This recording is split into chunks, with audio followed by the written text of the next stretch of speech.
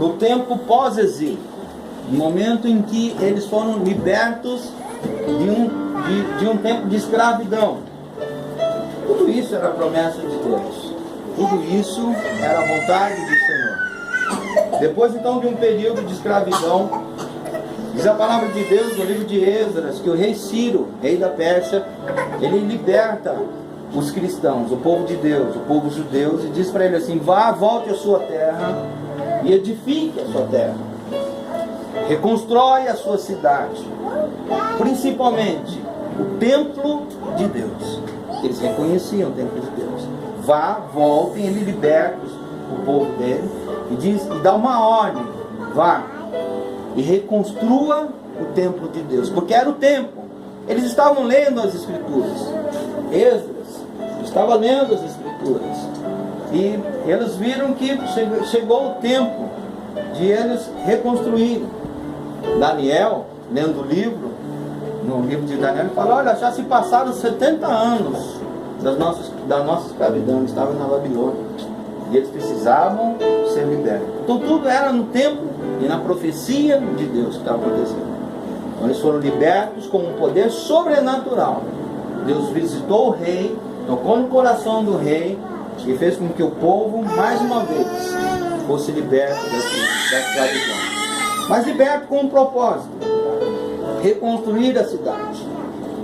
Liberto com o propósito de reconstruir o templo de Deus, o templo sagrado de Deus. Era isso que eles tinham que ter feito. Porém, quando eles chegaram lá na cidade, eles não chegaram assim, igual aquelas pessoas que saem do presídio. Eles entraram só com a roupa do corpo, eles pegam a roupa do corpo e voltam para as suas casas. Não, aqui foi diferente. Quando eles foram libertos, o rei providenciou tudo do bom e do melhor para este povo chegar lá na terra deles e ter com que trabalhar, ter com que construir. Deu madeiras, se não me engano, de cedro, madeiras caríssimas, para construir castelos, para construir mansões. Foi dado a este povo, foi dado a eles ouro, foi dado a eles prata, e devolvido a eles todos os utensílios de ouro que foram consagrados no templo de Salomão, que estavam lá na Pérsia.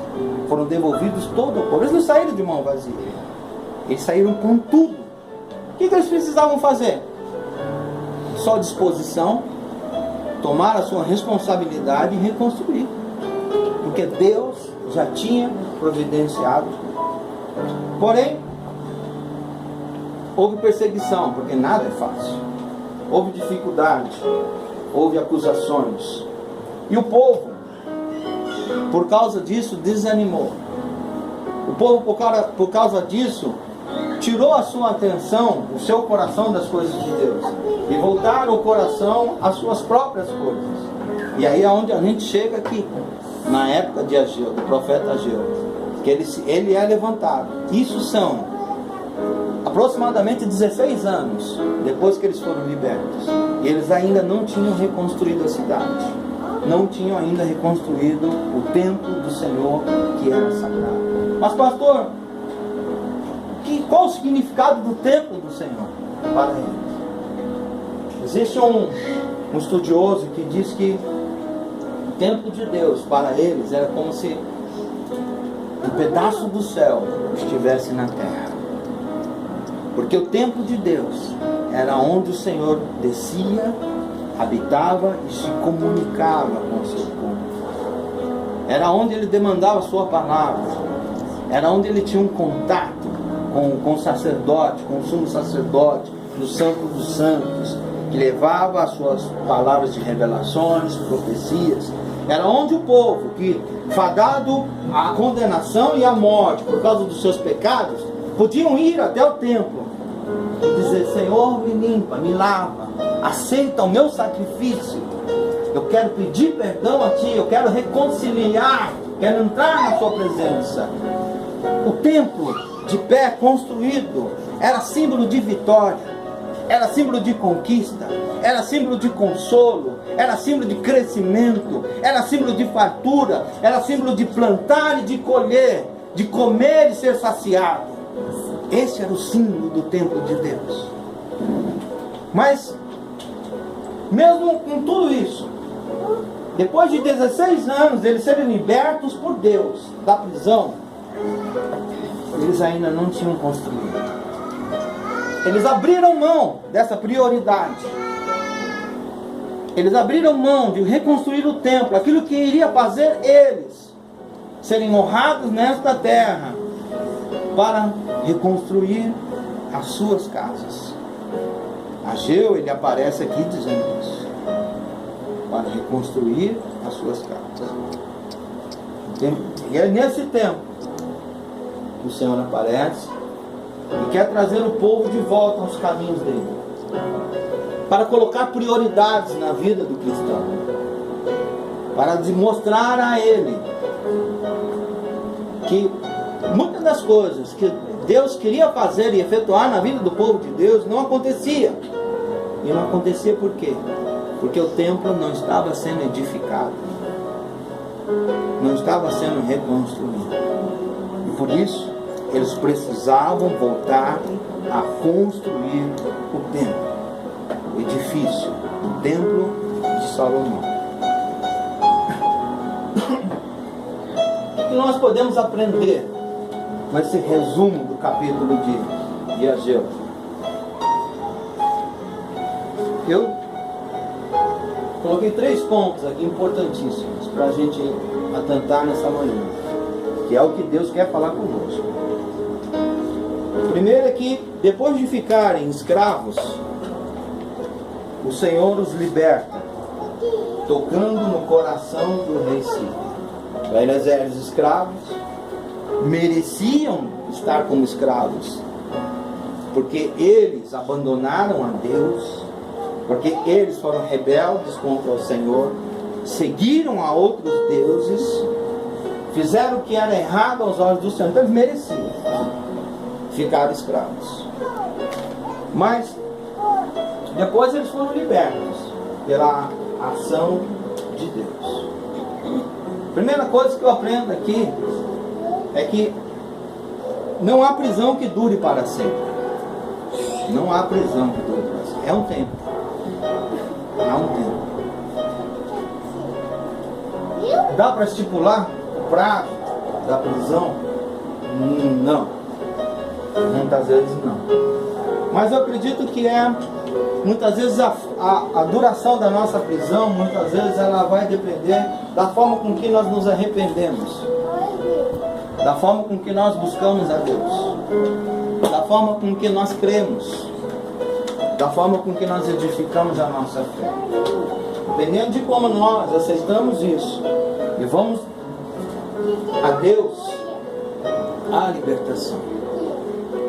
Que todo homem e mulher que busca ao Senhor arrependido, a palavra de Deus diz que as cadeias são quebradas, as algemas são soltas, há livramento, há libertação para eles. Quando nós reconhecemos o Senhor Jesus, quando nós o adoramos pelo que Ele é, nós encontramos então a nossa liberdade. Segundo ponto, aqui o povo que foi liberto, ele começou uma construção do templo, mas parou. Saíram com um propósito, mas com uma prioridade, e a sua prioridade foi mudada. Não era mais a reconstrução do templo de Deus, era a reconstrução da sua casa agora. Não era da casa de Deus. Mudou. O povo fez isso por quê? Porque ele começou a encontrar dificuldades. Os inimigos começaram a se levantar, dizendo assim: vocês vão construir essa casa, esse templo aí? Não. Se vocês começarem a levantar esse templo, nós vamos atacá-los. A história diz aqui que os samaritanos, eles se levantaram contra o povo de Israel quando eles foram reconstruir o templo de Deus. Por quê? Porque eles sabiam o que significava o templo erguido, que é o que nós falamos ainda há pouco. Os samaritanos sabiam, os judeus também sabiam. Os samaritanos, sabendo disso, foram procurar os inimigos de Israel. Não me lembro o nome agora. E disseram lá para o rei: olha, eles vão reconstruir o templo lá. E esse povo com o templo levantado, ninguém segura eles. Ninguém vence. Ninguém pode contra esse povo. Os samaritanos falaram. Então o rei escreve uma carta: é proibido reconstruir o templo. Quem pôr a mão lá vai ser morto. Por causa dessas perseguições, o povo que tinha promessa, o povo que tinha todos os seus artefatos de ouro, de prata, não reconstruíram, porque eles desanimaram. Eles se viram solitários por algum motivo. Eles se viram sozinhos, desamparados, ficaram com medo dos inimigos e não reconstruíram o templo de Deus. A obra ficou parada durante 16 anos. E aí vem Ageu para puxar a orelha: ô, guarda aí, gente. Afinal de contas, quem pediu, quem deu tudo foi o Senhor. Porque ele não poderia ter aniquilado os inimigos de Israel. Não queria ter feito. Assim como ele libertou o povo da Babilônia, assim como ele libertou o povo da Pérsia, assim como ele libertou o povo do Egito, por que ele não poderia libertar os próximos inimigos que poderiam surgir? Mas enfim, a falta do foco no Senhor faz com que o povo se volte para as coisas dele. E quando ele se volta para as coisas dele, ele começa a errar. Ele começa a mudar as prioridades deles. E eles fazem, então, cometem os seus erros. Eles ficam com medo. E foi por causa disso que eles pararam. Então eles foram libertos, começaram a reconstruir, mas a obra do templo foi parada. Porque quando nós não estamos ligados à construção, isso é importante. Quando nós não estamos ligados à construção do templo, nós demonstramos o nosso egoísmo. Nós demonstramos quem nós somos. As coisas ruins começam a sair. Nós ficamos ligados somente naquilo que nós queremos. Então eu passo agora a olhar. Se eu não olho mais para a construção do templo, eu tenho uma outra prioridade: a construção da minha casa. E para construir a minha casa, então eu preciso das melhores coisas. Ao ponto de eu me dedicar tanto à construção da minha casa, que eu não tenho nem mais tempo para Deus. Não tenho mais tempo para ler, não tenho mais tempo para orar, não tenho mais tempo para buscar o Senhor. Não tenho mais tempo para pensar em ajudar o meu irmão que tem necessidades, porque se eu ajudar ele, talvez daqui um mês me falte o dinheiro do meu alimento. Então eu não posso ajudar o meu irmão onde eu tenho que guardar. Quando nós não estamos ligados à construção do templo, o nosso egoísmo ele começa a sair. E aquilo que Deus mais preza, que é o amor ao próximo, ele vai se esfriar. E as coisas começam a andar de maneira totalmente errada. O homem, sem estar ligado à construção do templo, ele cai, ele sofre derrotas e perdas. Ele cria feridas muito profundas na alma. Tente para isso. E os versículos que nós lemos aqui diz assim, que o caminho fica tão difícil com os nossos erros, que apesar de plantarmos e semearmos muito, o Senhor fala que colhe pouco. Imagina você planta, 80% da sua plantação estraga, você só colhe 20%, aqueles 20%, a palavra do Senhor fala assim, que você se alimenta daqueles 20% e não sacia a sua fome. Ou você dedica parte da sua produção para comprar roupas lindas e maravilhosas. Mas aqui diz que eles se vestiam, mas as roupas que eles se vestiam não os aquecia. Não é aquecia de se livrar do frio, não é isso. O que ele está querendo dizer aqui é que não havia satisfação naquilo. Não aquecer é que não havia conforto, não havia satisfação. A vida deles estava toda enrolada. E quando eles recebiam o seu salário, eles colocavam dentro do saco, que era a carteira deles antigamente, um saquinho. E a palavra de Deus diz que era como se ele estivesse furado. Colocava as moedinhas de prata, de ouro lá. E poxa, mas agora que enfiava a mão para comprar o pão, o leite, cadê? Não, sumiu o dinheiro. Tudo isso acontecia porque o povo não estava ligado à construção do templo. Não estava ligado às coisas do Senhor. Edificar o templo de Deus. Que eu lembro a vocês mais uma vez, que era sinal de fartura, sinal de conquistas, de consolo e de paz, de vitória. E eles pararam, eles mudaram sua prioridade. Terceiro lugar e último, é que o Senhor pede ao povo para aplicar o seu coração na construção do templo. Porque justamente com o templo construído, havia a certeza da vitória. E aí tudo estaria no seu devido lugar. Então nós temos que construir o templo. Se a falta de estar ligado na construção do templo nos leva a momentos de derrota, então quando nós estamos ligados à construção do templo, vai nos levar a certezas absolutas de que vamos conquistar. De que vamos plantar, que vamos colher muito. De que vamos nos vestir e vamos nos aquecer com as nossas vestes. Que vamos receber salário. E ainda que ele seja pouco, ele não vai estar num saquetel furado, num saquinho furado. Ele vai render. Ele vai multiplicar, porque esse é Deus. É assim que ele faz. Quando nós estamos ligados na construção do templo.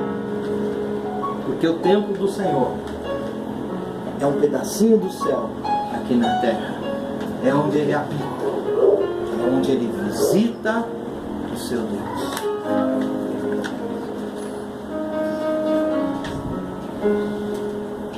Eu tinha mais um ponto. Quarto. E nesse tempo, aliás, naquele tempo, o templo de Deus, que é o templo de Salomão, eram 4 paredes, muito bem trabalhadas, cheios de utensílios dentro, com altar de sacrifícios, com o véu que separava o santo dos santos do átrio, com o momento do incenso, com o lugar onde ele fazia o seu sacrifício, as suas ofertas a Deus. E era lindo e maravilhoso.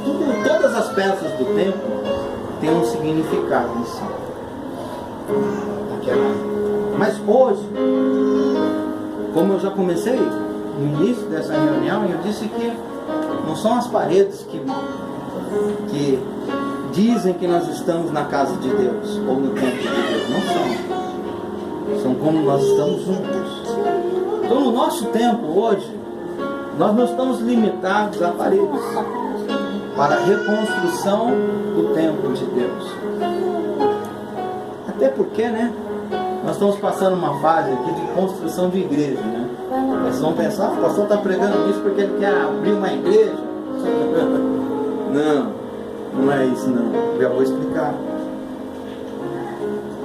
Nesse tempo, o templo do Senhor era edifícios e pedras. Mas no nosso tempo, o templo do Senhor é o homem. Você. Eu. 1 Coríntios 6,19 diz assim: eu não sabeis que o vosso corpo é o templo do Espírito Santo, que habita em vós, proveniente de Deus, e que sois de vós mesmos. Em Atos 17:24 diz assim: o Deus que fez o mundo e tudo que nele há, sendo o Senhor dos céus e da terra, não habita em templos feitos por mãos de homens. Ele só habita em templos feitos pelas suas mãos. E o único templo que Deus fez foi o homem. Gênesis capítulo 1, capítulo 2, vai dizer que o Senhor dá ordem à natureza, à terra, haja luz, haja separação entre as águas, haja animais viventes. Mas quando ele foi fazer o homem, ele não disse, haja o homem. Não, ele fez questão de colocar as suas mãos no barro. A palavra de Deus diz que ele tomou do barro, formou o homem do pó da terra e soprou nele alma vivente. Esse é o templo que Deus habita. É o homem. 2 Coríntios 6, versículo 16 diz assim, olha, porque sois o templo de Deus vivente, como Deus disse, nele habitarei e entre eles andarei. Olha só, nele habitarei, vai habitar em você, vai andar, entre eles andarei, e serei o seu Deus, e eles serão o meu povo. Prioridades. Queridos, aqui nós estamos falando de reconstruir um templo. E eu não estou me baseando em edifícios, mas eu estou me baseando em construir e reconstruir o templo de Deus, aquele que Ele formou no Jardim do Éden, que é eu e você, que é construído não com cimento, não com areia, não com água, mas ele é construído com oração, ele é construído com o Espírito Santo, com a unção do Senhor, ele é construído pela nossa prática da palavra de Deus. É assim que nós construímos alicerces fortes para podermos ficar de pé diante de tempestade, para podermos beber água diante de um deserto imenso, para podermos nos alimentar quando não há alimento, quando há crise. Por quê? Porque o templo de Deus é um sinal, é um pedacinho do céu aqui na terra. Você é um pedacinho do céu aqui na terra. O templo de Deus é sinal de fartura, de conquista, é sinal de consolo, é sinal de vitórias, é sinal de alegria, é sinal de ser saciado. O templo de Deus é esse templo aí que você tem que ficar ligado na construção, é esse que você tem que edificar, é esse que o Senhor nesta manhã nos pede. Vamos voltar a reconstruir. Eu não sei se todos passaram pelo mesmo processo que eu hoje, mas eu era do mundo. E quando você está no mundo, a palavra de Deus diz que você é escravo do diabo, você é escravo da Babilônia, você é escravo do Egito. E quando eu me acheguei a Deus, Ele me libertou. E Ele me libertou com um propósito de reconstruir o templo, que sou eu, Sadal. E nesse tempo todo, eu venho reconstruindo o templo de Deus que foi destruído por causa da ação do diabo. Difícil, não é fácil. Nós encontramos muitas dificuldades, encontramos muitos problemas, porque o nosso desejo sempre quer sair para fora. O nosso desejo de mentir para favorecer a nossa vida. O nosso desejo de pegar todo o nosso dinheiro e aplicar em coisas nossas, do nosso egoísmo, ela vem sempre estar dentro de nós. A maneira com que nós tratamos os nossos inimigos, nossa vontade sai como quem quer se vingar, como quem quer se afastar deles. Então, quando nós estamos reconstruindo o templo, nós vamos lidar com tudo isso. Nós vamos lidar em não fazer as coisas que nós queremos, mas fazer as coisas que Deus quer. E a palavra de Deus diz que quando você encontra alguém que você não goste, e ele te pedir para que você ajude a carregar as suas coisas numa milha, ele fala, carregue 2. Se alguém bater na sua face do lado esquerdo, dê o lado direito para ela bater. Senhor, Ele fala assim: ame ao seu próximo como a ti mesmo. O Senhor, Ele é amor. E Ele fala que nós devemos praticar a sua palavra. Quando nós estamos praticando a sua palavra, nós estamos edificando esse templo. Quando nós estamos lendo, quando nós estamos buscando a Deus, nós estamos edificando esse templo. É esse templo que Deus quer edificar. Não são quatro. Esse é o mais importante. O resto, vocês vão ver. Em Deuteronômio, capítulo 28. Abre sua Bíblia aí. Eu gosto muito desse texto. É um texto simples, mas abençoador. Deuteronômio.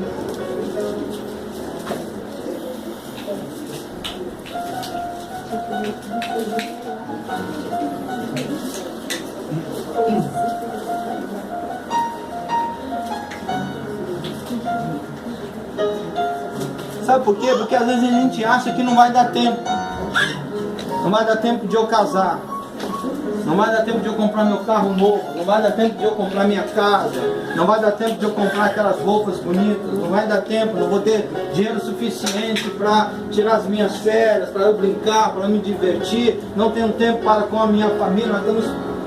As nossas prioridades estão muitas vezes erradas, porque estamos pensando nisso, quando deveríamos estarmos voltados para a reconstrução do templo que somos nós. Porque quando o templo está de pé, é sinal de grandes e grandes conquistas e vitórias.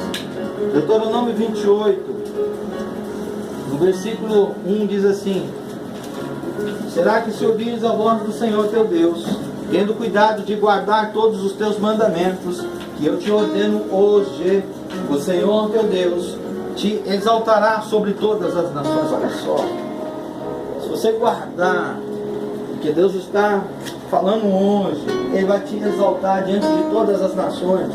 Você não vai lutar com os seus braços, você não vai lutar com as suas armas, mas quem vai te exaltar é a palavra de Deus. Quem vai te exaltar pela palavra de Deus é o Senhor.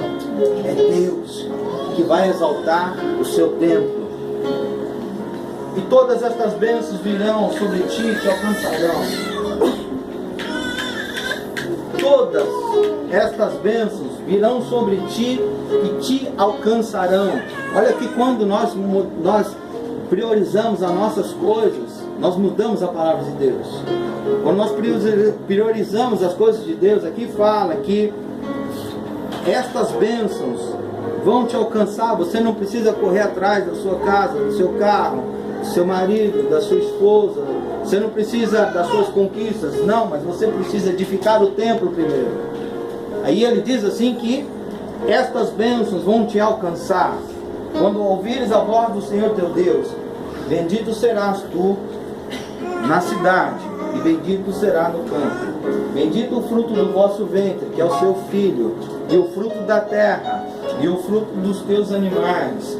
Olha só, tudo que tiver ao redor de você vai ser bendito. E a criação das tuas vacas, dos teus rebanhos, das tuas ovelhas. Bendito é o teu cesto, é a tua amassadeira. Bendito serás ao entrares, bendito será ao saíres. O Senhor entregará os teus inimigos, que se levantarão contra ti, feridos diante de ti. Por um caminho sairão contra ti, mas por 7 caminhos fugirão diante de ti. O Senhor mandará que a bênção esteja contigo nos teus celeiros, e tudo que puseres as mãos te abençoará na terra que te der o Senhor seu Deus. O Senhor te confirmará para si por ser povo santo, como te tem jurado, quando guardares os mandamentos do Senhor teu Deus e andares nos teus caminhos. Quando nós priorizamos a construção do templo, a edificação, a sua edificação, o Senhor vai abençoar. As nossas preocupações vão diminuir bastante. E nós vamos ver Deus agindo. Você vai se perguntar, como é que isso aconteceu? Aí você vai entender que foi Deus, porque era impossível de ser realizado. Mas Deus colocou a mão. Assim como Deus colocou a mão no rei da Pérsia e libertou o povo de Israel. Amém? Se coloque de pé.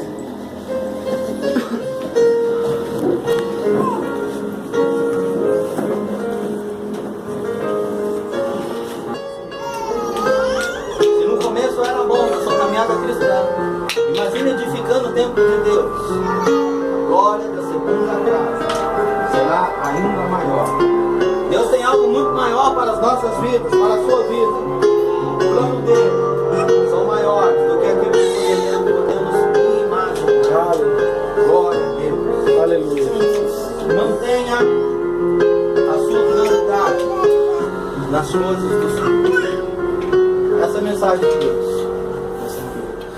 Não troque, queridos, a reconstrução do templo de Deus pela reconstrução do seu sobrado, da sua casa, do seu carro. Não troque. Reconstrua o templo. Você vai ver os milagres de Deus acontecendo. Glória a Deus. Aquilo que era impossível vai ser possível. Quero orar por você. Feche seus olhos. É o centro de tudo que há. Jesus é o centro de tudo que há. Jesus é o centro de tudo que há. O início e o fim. O início e desde a eternidade. Tudo é sobre Jesus. Jesus, nada mais importa. Nada se compara a ti. Declare bem forte: Jesus, tu és o centro. Jesus, tu és o centro. E tudo aponta para ti. Tudo aponta para ti. Diga que nada mais importa. Nada mais importa. Nada se compara a ti. Nada se compara a ti. Jesus, tu és o centro. Jesus, tu és o centro. Tudo aponta para ti. Jesus é o centro de todo o meu ser. Jesus é o centro de todo o meu ser. Diga isso, Jesus. Jesus é o centro de todo o meu ser. Meu início, meio e fim. Meu início, meio e fim. Que eu viva sempre para ti, meu Jesus.